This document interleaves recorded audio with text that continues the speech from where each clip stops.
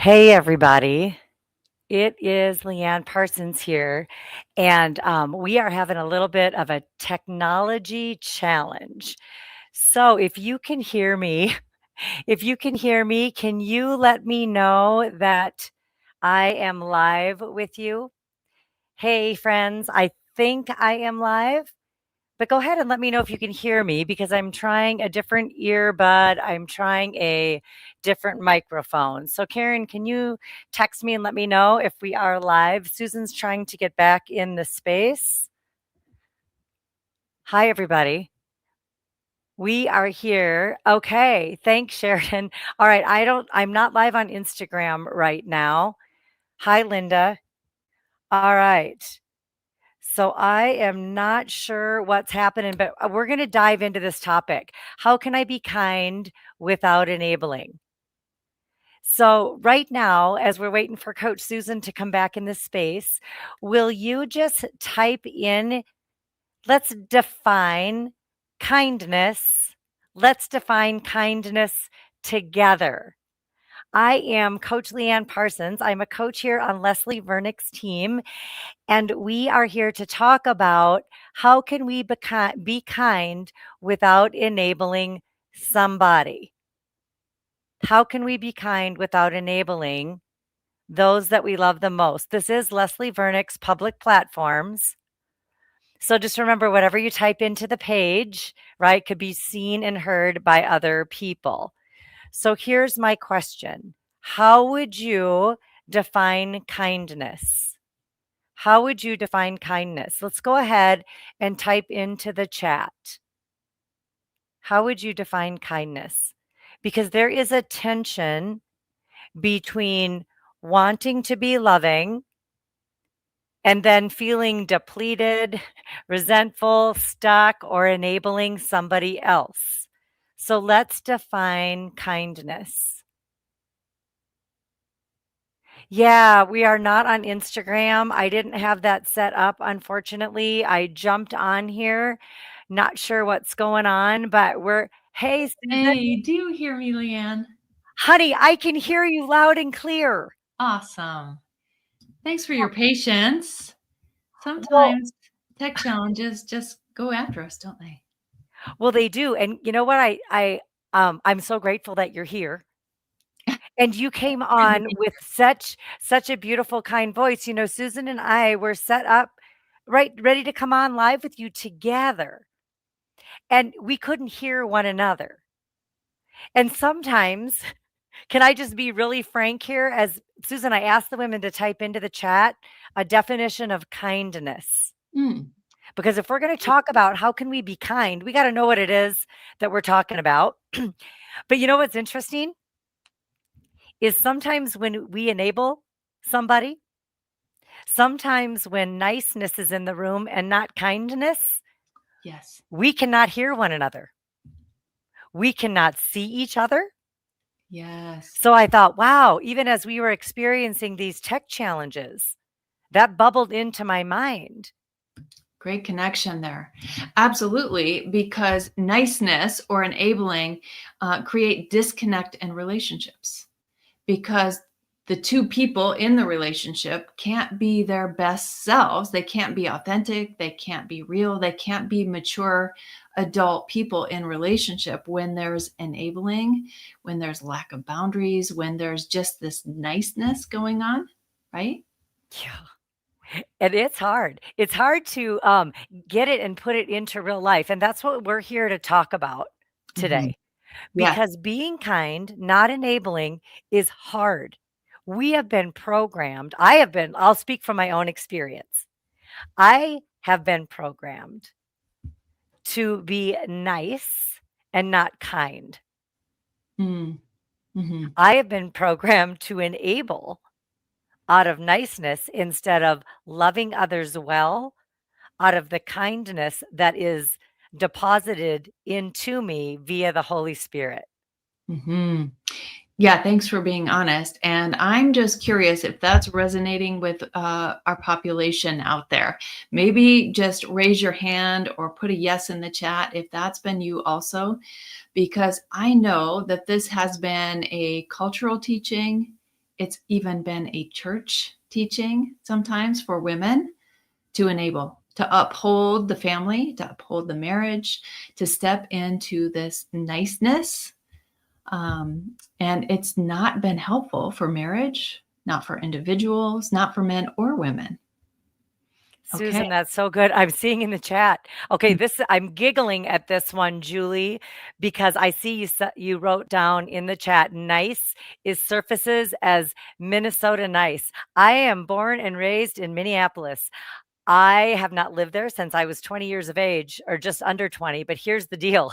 Yes, there was this thing we would joke about as Minnesota nice.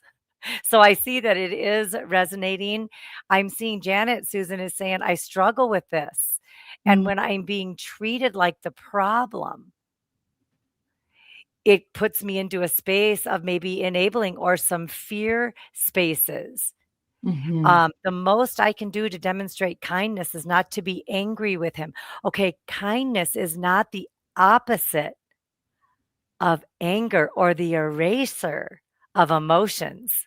I love how honest we are here in this space, Susan. Mhm. Yes, Kind because I want to separate the feeling of anger from the behavior of anger, right? So we Ooh, can still feel angry. And when people mistreat us, it is normal, it is healthy and helpful to feel angry, right? In your humanness, that is a natural, healthy response when you're mistreated. But we can still feel angry and act in kindness, right? And the most kind thing sometimes to do when somebody is mistreating you is say, hey, this is not okay with me, right? Because you're calling them to be their best noble self, to be a mature adult. You're calling them to be in healthy relationship. There's a kindness in that, even if they don't want to hear it. And sometimes they don't want to hear it. well, Susan, I so appreciate you saying that. Not only do they not want to hear it, but oftentimes we feel uncomfortable stating it. Yeah. So I can feel uncomfortable stating what it is that I need or want because Yes. I do get afraid of upsetting other people.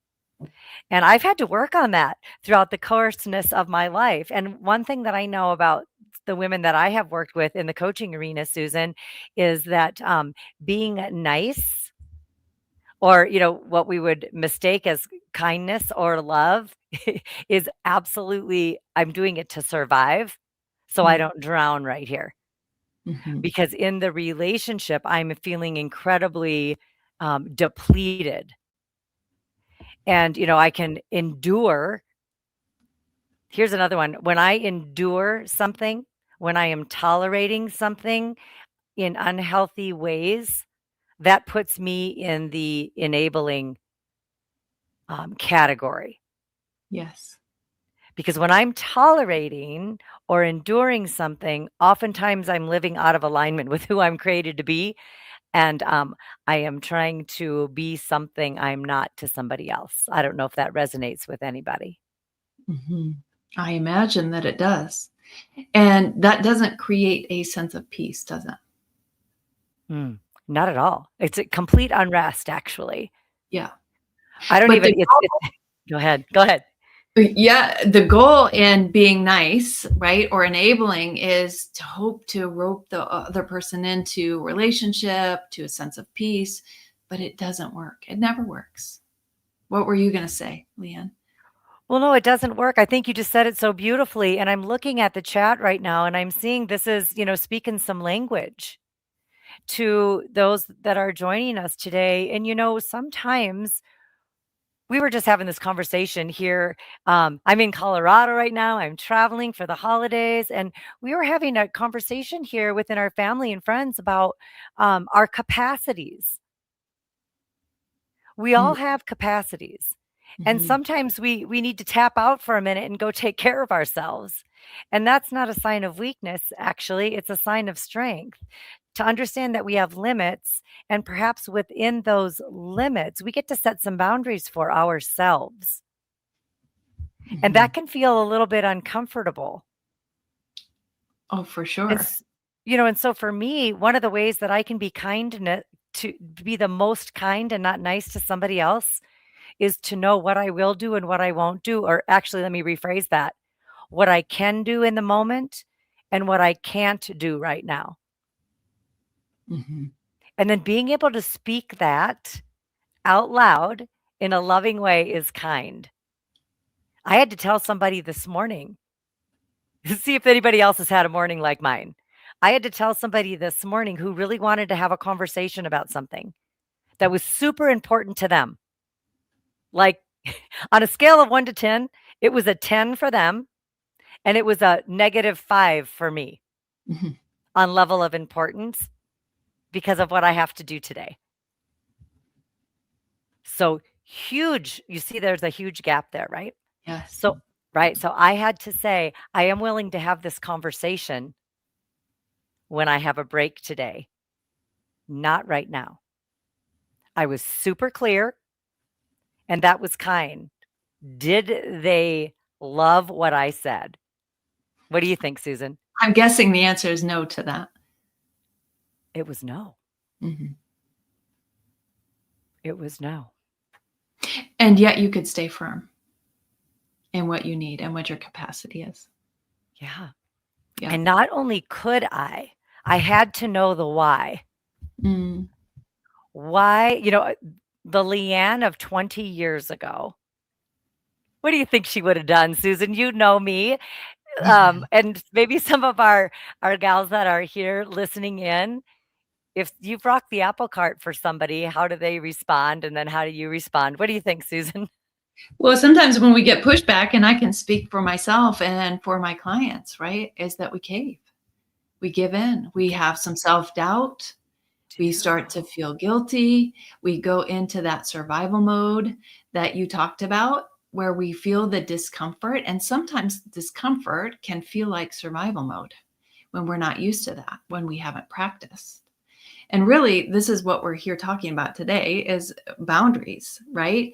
And we've been on different lives. You could search it. We talk about boundaries all the time, what they are.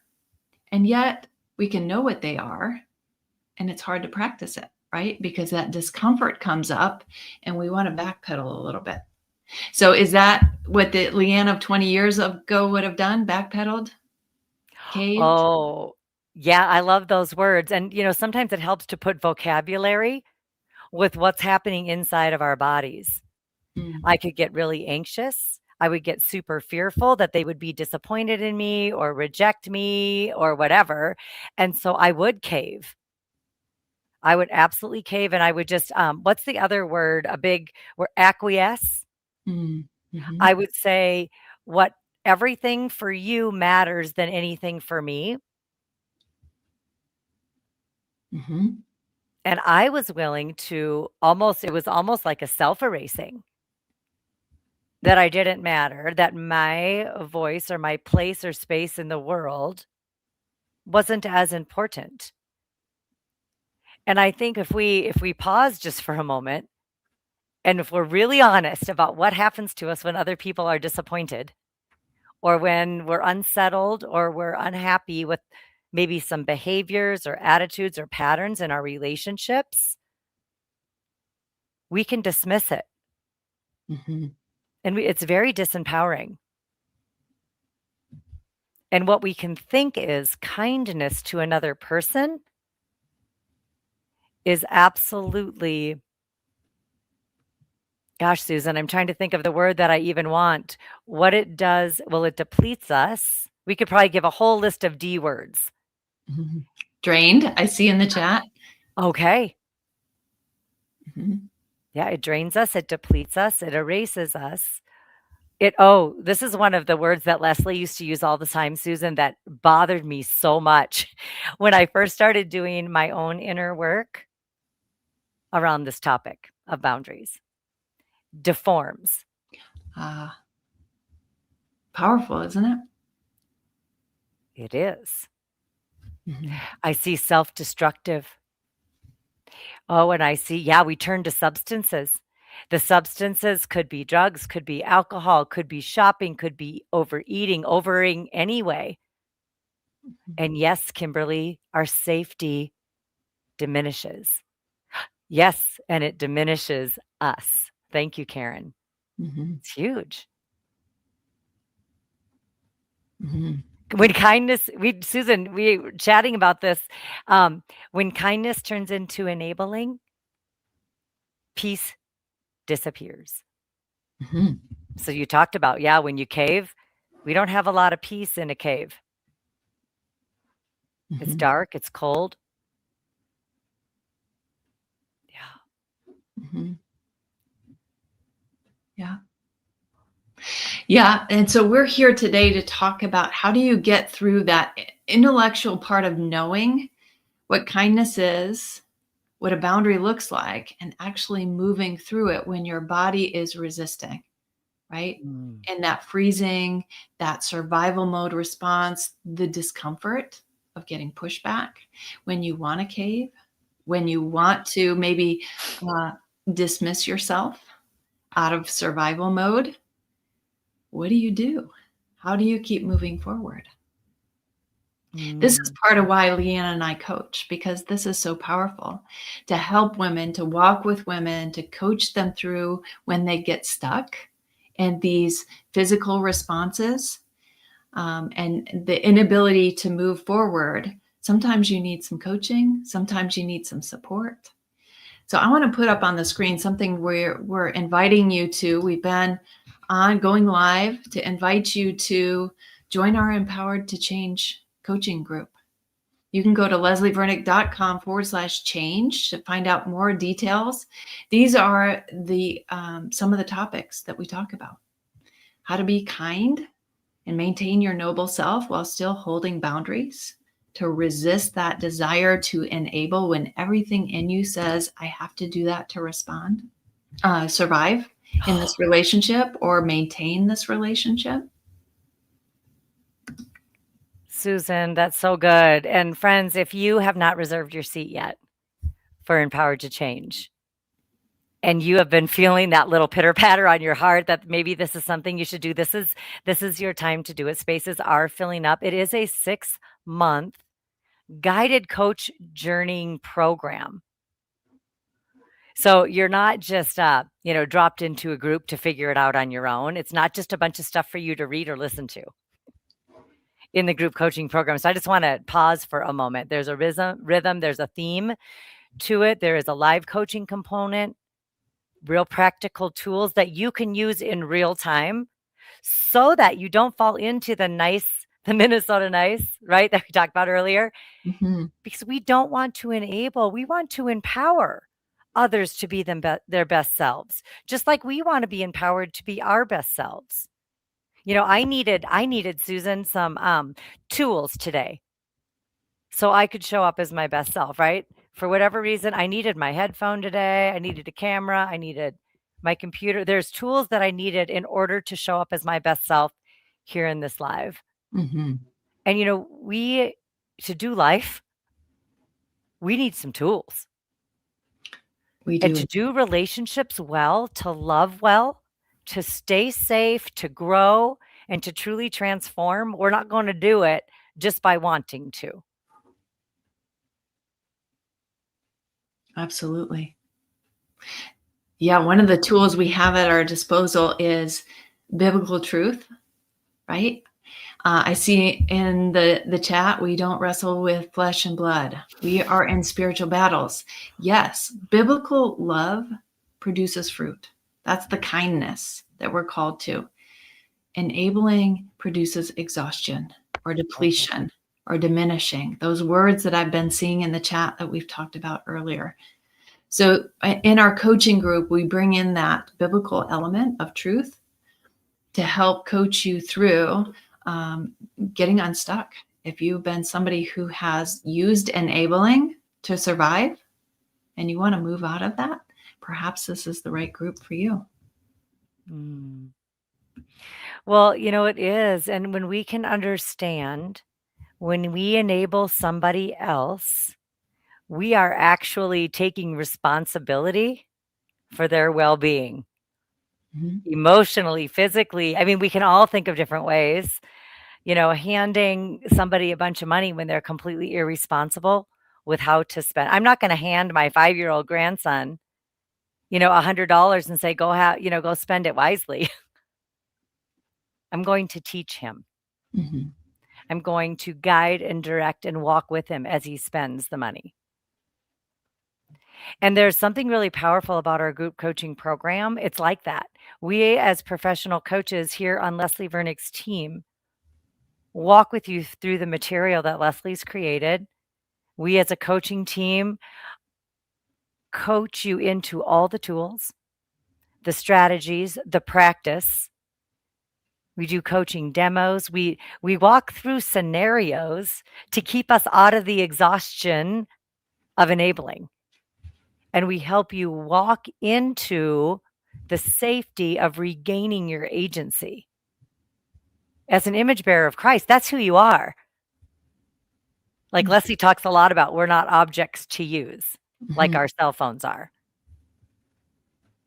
We are image bearers of the most holy God. And so then what does it mean, Susan, to be kind as an image bearer of God and not to be seen as ugly, harsh when we speak our boundaries, when we know what we can do and what we can't do? And how do we, this is something we talk about too, right, Susan, is how do we put it into words? How do we pace ourselves Right. and exercise self-control as we communicate what matters most to us? Mhm. Yeah. How do we put it into practice? Yeah, that's more than we could answer in this short live that we have today, but we can give you some examples. Would it be helpful if we role played? I saw somewhere in the chat somebody said, "Can you give examples?" We could put some language to this. I do think it's helpful. Are you up for that, Leanne? Going to a couple of different scenarios in a role play? Well, sure. I think we could probably do that. Oh, I see Lori saying it's caught, not taught. So we have to, I love how you're saying this. We have to live what it is that we believe because we can do a lot of teaching. But if we don't put it into practice and let it soak into the marrow of our bones, we're not going to get there. Mhm. We're not going to get there. So, yeah, I would love to do a little bit of a role play Yes. because I'm seeing there's some questions coming into the chat. And yes, please, can we talk about boundaries? Okay, Susan. Yeah, and I don't want to just talk about boundaries. We talk a lot about boundaries, what a Oh, boundary is and what it's not. It's talking about your own limits and your capacity. It's about knowing that the other person matters, but you also matter, right? It's that balancing of you matter, I matter. You have capacity, I have capacities. We both have limits, but we want to show you what a boundary looks like, right? So we're not just going to talk about boundaries. We're going to give you the wording and the example of what is a boundary. So this scenario one that we're going to bring you is, I think, a scenario that many women live with daily. So let's say an adult child or a family member of some sort is always in crisis. Okay, perhaps you know this scenario in your life. We've just gone through the Christmas season. A lot of crisis comes up, right? So you've typically maybe been the emotional first responder for this family member, or maybe it's a friend. So, Leanne, do you feel okay about playing the person in crisis Oh, yes. and needing help? Okay. I do. Thank you, Susan. And thanks, everybody. Okay. Oh, Susan, I just don't even know what I'm going to do. Everything around me is falling apart. It's spinning. It's spinning. I just need you to help me get out of this. I just don't even know what to do. I'm just lost. I just don't know. Yeah, I hear you. It sounds like it's really scary. Can we take a breath for a minute? I really care about you. And I'm realizing that I have stepped into the space with you before to help you, and it hasn't helped either of us. And so I'm going to ask that we just take a pause and we look at some ways that maybe you can help yourself this time. So I'm willing to support you, but this time I can't take responsibility in fixing this for you. What are some ideas that you have for yourself?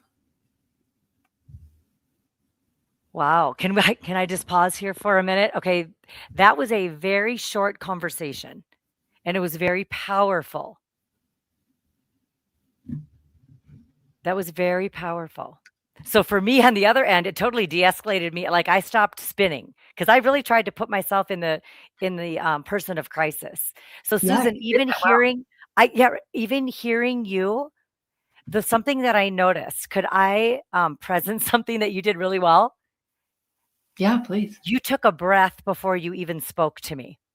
Mhm. You didn't jump in the box with me super clear. You almost helped me regulate my own spin by breathing. Mhm. That was super powerful. And I do that because I want to remember that Leanne matters and I matter, right? So that breath is my pause to not get sucked into that vortex of crisis and stress, but to recognize, wow, what she's experienced matters to me right now. But also, my own limits matter to me, right? And Mhm. in this scenario, there's been a pattern, right, of crisis and rescue. And I'm feeling in my body, I can't keep doing that. It hasn't served us well. And maybe some of you are experiencing that as well, is that you don't want to keep stepping in to overfunction for somebody because it's not helping them. It's not teaching them to Mm. function better. It's just rescuing them. And the more you rescue them, the more they need rescuing. Susan, can you say that again? That landed. The more you rescue someone else, the more they need rescuing because they don't learn. And then Susan, what about the more we empower someone else, Mhm. that too can be contagious. Absolutely. Yeah. And we get to choose what it is that we're going to do. Are we going to enable or are we going to empower? You know, this family member that I was feeling it. You know, I've been that family member in my family. And I have friends and family that I have heard these conversations with. This was very real. And maybe you have too. Mhm. And so the other thing that I think you did really well that I just want to highlight was you restated a little bit, you validated and acknowledged that I was spinning without jumping in there with me or over explaining it. You didn't patronize me at all. Mhm. You helped me feel like a person. There's a purpose in that for me as well, because I don't want to internalize that spinning. I want to notice it and say, oh, that's out there. That belongs to Leanne. Right. So, and me validating it is as much for Leanne as it is for me. Right. That doesn't belong to me. That's out there. It's not in here. So that I can resist that urge to step in and to fix and solve. Right. Because if I start taking it in, then I'm going to want to fix it. Right. And that's when that urge, that holding that boundary starts to feel wrong. And guilt can come up and self doubt can come up. Mm. And then my nervous system is going to respond, right? And it's going to feel really hard to hold that boundary. But if I can start making sure that I'm separate, that I have an emotional boundary, that emotion belongs to Leanne, I don't have to take it in. I can notice it, I can appreciate it, I can validate it, but I'm not going to take it on. I'm not going to put it in my backpack, so to speak. Susan, that's so good. You know, and we work a lot in coaching around these concepts of helping you understand where you end and someone else begins because we can get so entangled and we can forget, especially in marriage. You know, Mhm. we have been told that to become one.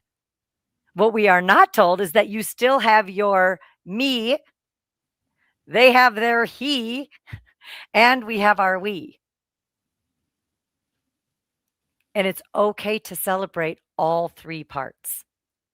And I think Mhm. when we get really confused on that, that's when we can fall into the trap of enabling. So I'm curious, Susan, they love the role play. Maybe we could do another one, right? Sure. But I also would love to hear, if it's okay with you, if we pause for a moment. You've heard a lot, friends. We've been together for 30 minutes or so. You defined kindness, niceness. We've talked some about boundaries. How do you know that you're enabling somebody? How would you define enabling? Mm. Susan, the lenses that we look at these words through, even as we prepared to come on this live, how we read the words on a page matters. So I'm Mhm. curious, friends, maybe you've been enabled, or maybe you've enabled somebody else. How would you define enabling? Susan did not enable me. I'll help you with, she did not enable my spin. She did not get on the merry-go-round or the roller coaster with me. So we gave you an example, but now with a breath and a pause, how would you define that? Mhm. I see in the chat something interesting. I think I'm the opposite of nice, LOL. I'm on the other end of the spectrum. The other end of the spectrum might be more aggressive, I would say. Mm. And in that way, I think it's still enabling, maybe in a different sort of way. So, not an appeasing, nice sort of way. But what you're enabling somebody else to do is to be the victim. Is when you say, hey, you don't matter, only I matter, right? And you get aggressive and you say, I'm not going to be nice to you because you don't deserve it. You put them on the opposite end from you in that place of victim, which then enables them to put their hands up in hopeless, helpless mode and say, I can't do it, right? And so, what we're really calling everyone to here, and myself included in that, is that middle ground of where everybody matters. Human dignity matters. We're all created in the image of God. So, being able to offer that to somebody, human dignity, you matter, but I also matter. Susan, I love that. You matter and I matter too. Mhm. We're equal here. And that human dignity, God's word talks about that we are clothed with strength and with dignity. And sometimes we forget to put on our clothing. That's right. We're walking around naked. And and when we do that, when I am doing that, it's easy to fall into unhealthy spaces. And then my emotional safety, um, I put it in somebody else's hands. Mhm. Yeah, And that's risky. it is. Yeah. So if you don't want to be caught out there naked, ladies, maybe you Mhm. want to join us in group coaching where we talk about how to be clothed with strength and dignity, how to remember to put those clothes on of your noble self so that you don't get caught being a woman that you don't want to be. Because, we can, because of our conditioning, because of what we're taught, we can put on clothes that don't fit us at all to appease somebody else. And that can be a form of enabling as well, is we are caught in a performance mindset for somebody else. And I love in the chat, I saw a definition of enabling. Well, let me see if I can find it here. Oh, where did it go? Taking consequences for someone There, else. there it is. Thank you. So we don't let the other people feel the weight of their own decisions or their own behaviors or their own patterns. And that can be super hard. Mhm. And go ahead. Well, I was just reading in the chat, it can be especially hard when it impacts you personally. Oh boy. When not only they get consequences, but you get consequences too for their behavior. And that happens oftentimes in marriage, or if you have children who live in your home, right? It can impact you negatively. Financially, there could be a burden on you. And it is hard. We're not here talking about boundaries and kindness without enabling as if it's easy. We know it's really hard. We do. And we know that as you move into kindness without enabling, you're going to need some support when things get real. And it does start to impact you. Because when it impacts you personally, that's when your nervous system says, I gotta turn back from this, right? I gotta cave. I gotta acquiesce. Instead of continuing to move forward and say, what is this telling me? If my partner is spending all the money and I can't stop him, what do I got to do for me to protect my own financial well-being? And sometimes those decisions are really hard.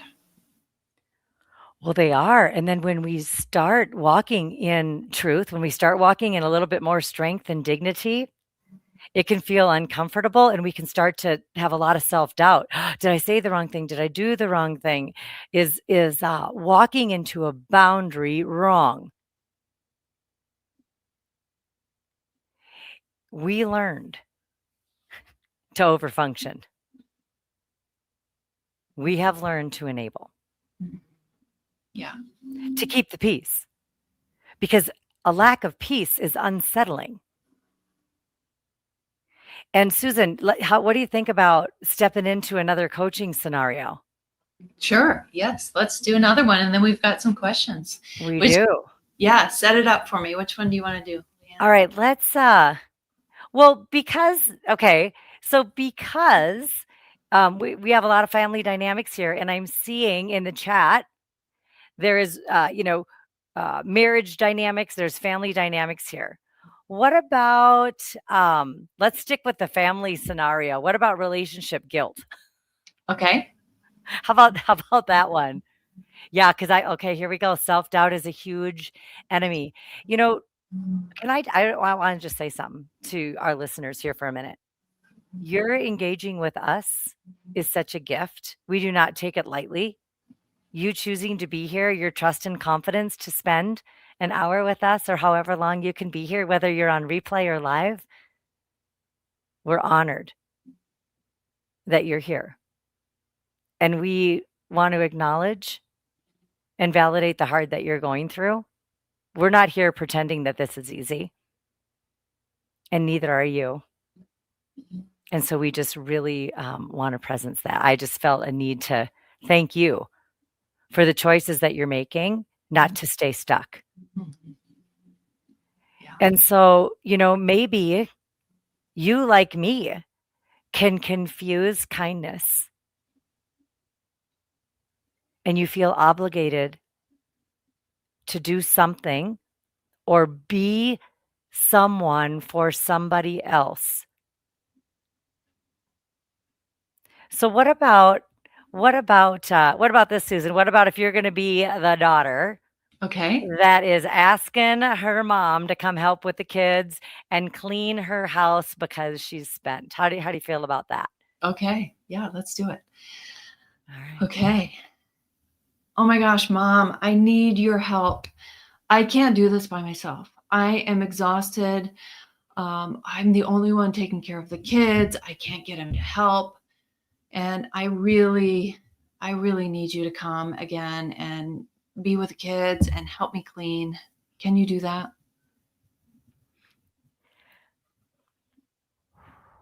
Darling, I feel you.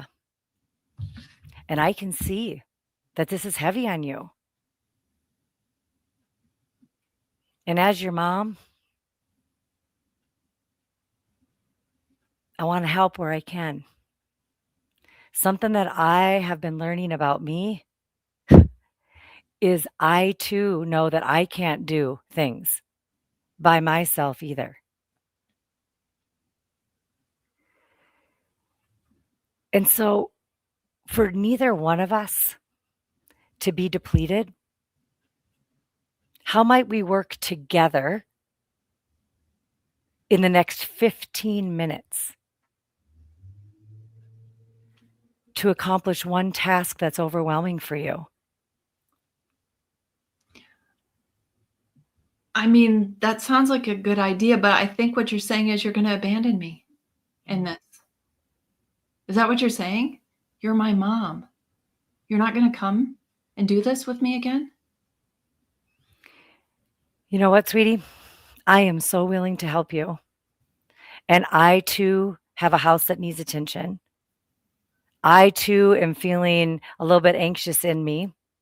One thing that I know about us in our family and about our God is that He's going to meet us where we're at. I am happy to give you 15 to 30 minutes right now as we work together to accomplish one task at a time. I know that this is different for us. I know we've never tried this before. But one thing that I'm trying to practice is focusing on what matters most, loving those who I'm present with in the moment, and at the same time, accomplishing something that is going to help me move forward in my day instead of stay in the spin. Are you willing to join me and try something new today? I guess I could put my headphones on and like start cleaning out the drawers while we're talking. Hey, you just gave me an idea. How about if I do that too? We call each other in 15 minutes, do a little check in, see how we did, and then figure out a time where we can actually get together and help each other out. Okay. So that invitation that you gave, Leanne, is calming, right? That inviting in. You're not solving my problem, right? There was some soothing in that you were identifying, this is hard for me too. I can't get my own things done. I need help also. I think that did bring down my volume, give me some time for my feelings to kind of rise and fall. And then that invitation into something new. I like how you worded that. Would you like to try something new? Right? And maybe that's the verbiage that will kind of get the person in your life to listen as well, is can we try something new? This old way hasn't been working. Let's step into something fresh. I love how you honored your limits there, Leanne. Well, thanks, Susan. And I love that you pushed back. And I'll tell you, I'm a mom of 2 and a grandmother of 7. Okay, so that was, to be really honest, my first I almost wanted to stop the role play, Susan, right after we're please, mom. You're my mom.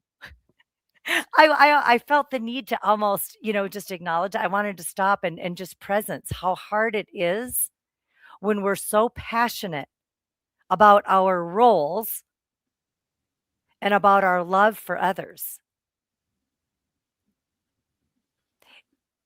that it can cause us to deform. And then something that I know from all the women that I've worked with for well over a dozen years around these topics is that when we feel depleted, we go back to our default. And our default is dismissal of self. There's times and spaces for us to be last. Don't get me wrong. And then there is times and places and spaces for us to walk together with somebody else. And there's something really beautiful about Me Too. I struggle with that too. And this is hard.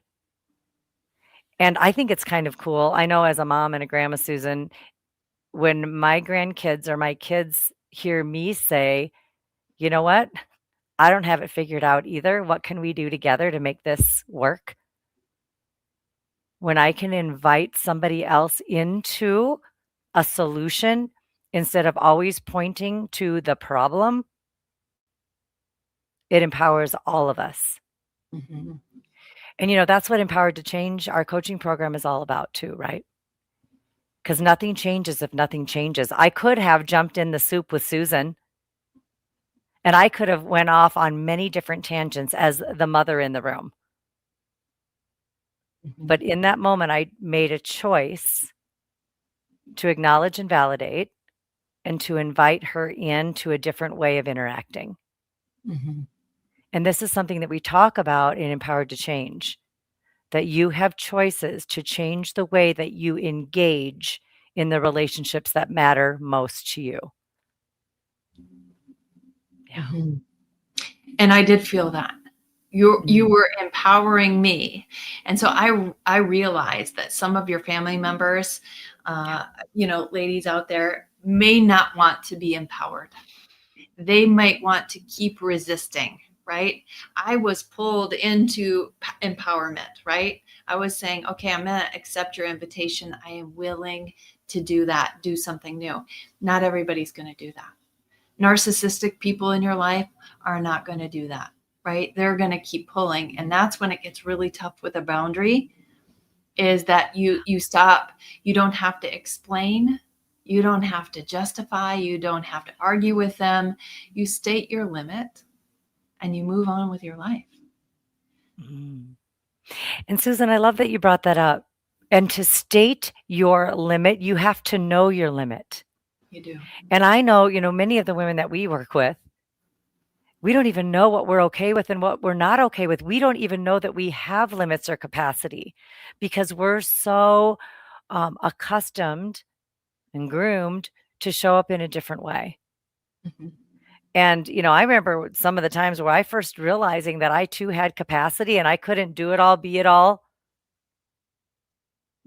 and do and be me well before the Lord. It was hard. It's a hard reality to face that we're not super women. I was not born with a cape on.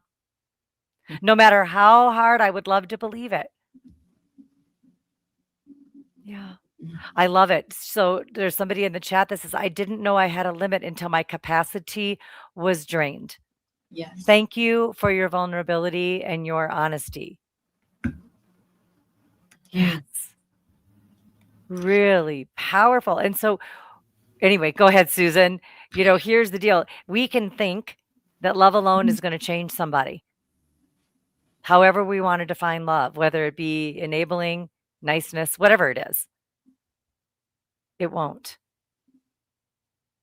No one will change or receive an invitation to engage differently if they don't want to. So by these different coaching scenarios that Susan and I put out today, both of those were a little bit different. They had different flavors, and they both gave incredible information about what the next best steps could be. Yeah. We've got several questions here. All right. You willing to take a question? Absolutely. All right. What is tolerating, though, with an alcoholic husband who refuses to change? So you have to tolerate it. I've said nicely for years that it's unacceptable behavior, and I've tried everything. Is that niceness or kindness? Oh, you've tried. So it's here you go. You said he refuses to change. There's some big indicators. Okay. You said, I have said nicely for years it's unacceptable behavior, and you've tried everything. I would be irresponsible. I don't know what everything means to you. I will let you know, I grew up as a daughter of an alcoholic. My father, our family tried what I would say everything in order to get my mother to stop her drinking and her self-destructive behavior. It wasn't until, I'll give you a sneak peek into the childhood of me. It wasn't until my dad sat us all down in a family meeting and said that he could no longer live in a home with an alcoholic that something changed for my mother. And then our family went to a family treatment center together. I mean, not like an inpatient, it was outpatient, right? But it wasn't until my father said, I love you and I won't live like this anymore. And it was it was scary, it was risky, it was heartbreaking, it was all the things. Yeah. So go ahead, Susan. I was just going to say what you're describing isn't just stating a boundary, it's acting out a boundary. And sometimes you can say a boundary really nicely. This is unacceptable behavior. But the action that comes in holding the boundary is what says this is unacceptable behavior in a way that's really meaningful and protective of you. And actually, that's real kindness to say, I can't keep tolerating this because it's not good for either of us for me to tolerate it. Right, Susan, that's so good. And it was very hard. I was a teenager, but now I know, and even in the minute I knew it. It was the kindest thing that my dad could have ever done for our family. Yeah. We ended up, I don't want to leave people hanging. We did go to family treatment. My dad did move back home. My mom did stop drinking Mm-hmm. and stop the destructive behavior. Were we perfect afterwards? No. But was that a start to our healing? Yeah. Yeah. Yeah. And I know how challenging this is as well. I've also had a family member who's an addict who still is an addict, and it's done great damage to the relationship. But doing everything and tolerating it doesn't fix it. Right. Well, tolerating doesn't fix it at all. And this is where we get to exercise discernment, and everybody's scenario is going to be different. And so this is where, not walking it alone is powerful, and helping you peel back the layers to know what your choices are Yeah. is going to be powerful. Yeah. Thank you. If we had 5 hours together, we could unpack this at a deeper level. We are touching the surface on these questions and answers. So we just thank you for your understanding on that. And just know that you're not alone. There are Mm-hmm. many who are walking a similar road. Susan, are you ready for another question? Sure. Yes. All right. How about this one? So some people are wondering, I'm going to combine a couple of questions. Some people are Sure. wondering if they're allowed to heal, Susan. Some people are wondering if they're allowed to express hurts. Some people are asking questions around trust. And then it dives into this question. How do I know if I have forgiven, even if I don't trust? Yeah, that's a big question too. It is. Yeah. Sometimes forgiveness is not a one and done kind of thing, is it? And neither is trust. No, absolutely not. And I look at those as very separate things. Yes. Forgiveness is for our own benefit. It is something we get to do so that we're not harboring bitterness and resentment.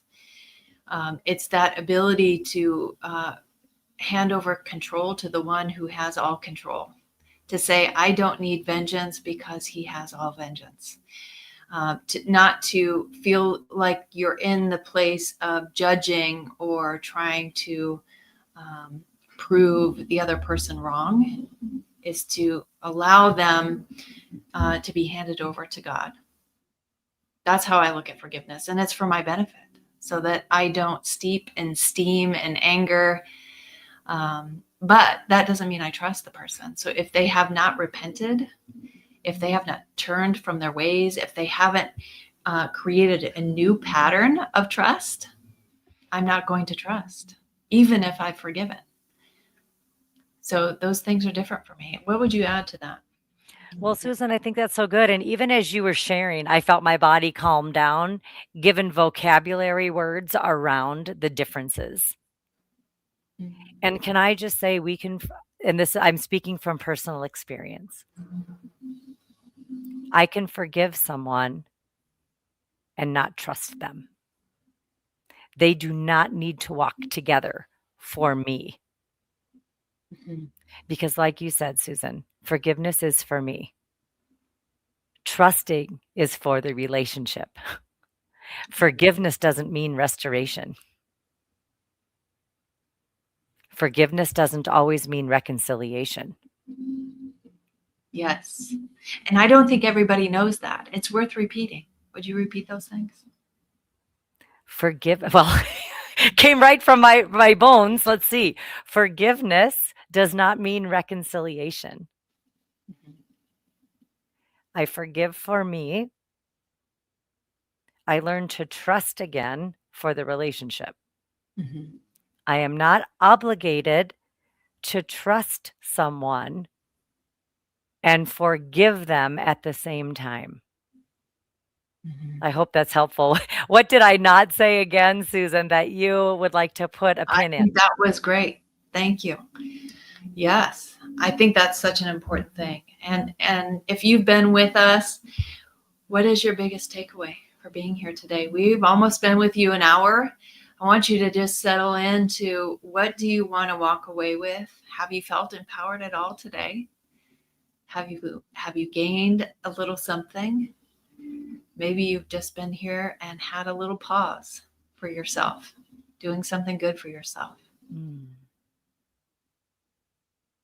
Go ahead and put it in the chat. I do not need to join in somebody else's self-destruction. No, you do not. Um, you've been tolerating and trying not to allow myself to be diminished. Thank you for that. And I want to encourage you. Tolerating and trying can be so incredibly exhausting. I want to invite you into another frame as we walk into 2026 to train yourself to engage differently instead of trying. Mm. And oftentimes, training invites in new tools, new strategies, new accountability. Sometimes it begs to invite in a whole new community to help us navigate uncharted waters. Because those of us who have lived in the arena of tolerations and trying, it's hard for us to even see what an arena of training and healthy well-being looks like. Mhm. Mhm. Yes. And if you want a new 2026, if you want to leave depletion behind, um, join us for Empowered to Change. It starts just in a few weeks. The week of January 14th, I believe, is we are going to start meeting every other week for 6 months in a small group community, 15 women, one coach. There is a fantastic curriculum, but we don't just teach you the tools, we practice these tools together. Leanne and I are here doing role plays, but if you want to be practicing your own role plays, come join us in our coaching group. We would love to be with you. You can go to lesliebernick.com/change to learn more about group coaching and what's being offered this January. Thanks for being here. We do have another live tomorrow, right? Join us on social media to learn to use the right words in tough situations. So perhaps some more role plays. Who knows? Join in tomorrow, December 30th at noon Eastern Time. Anything you'd like to add, Leanne, before we end today? Mm. I don't really have anything else to add except for we do not need to live in chaos. And I don't know about anybody else, but I'm not ready to walk into 2026 in chaos. I do want to walk in 2026 empowered and ready to change. The only constant is change in this world. We see it every day. How we navigate that change, whether we choose to navigate the change with strength and dignity or stuckness and deformity is ours. Mhm. Yeah. And that's all I have to say about that. Yeah, thank you. So there is room for you. We do have some groups that have filled already, but there are still some opportunities. You can find out the days and times at leslievernick.com/change. Thanks again for being here. Thanks for being with me, Leanne. We'll see you all soon. Bye for now.